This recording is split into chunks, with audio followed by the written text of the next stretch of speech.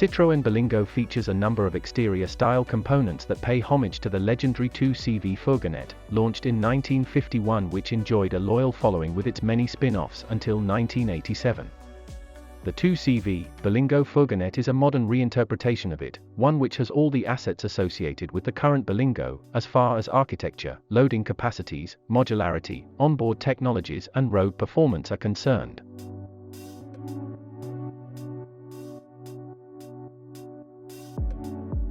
Concerning the specific case of the conversion performed on Berlingo, it is a reinterpretation that draws on the success of a pioneering van and the success of Berlingo van itself, a major player on its segment in Europe since its launch in 1996, all three generations of which have sold more than 1,891,196 units.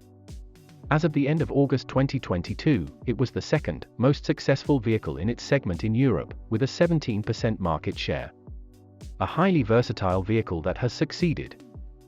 in reinventing itself over the years and a trailblazer in the leisure vehicle segment, it has introduced numerous innovations, including the integrated cabin, the 3 front seats configuration, the electric parking brake and more recently on the third generation, the overload indicator. It was also one of the first electric vans when it was launched in 2013.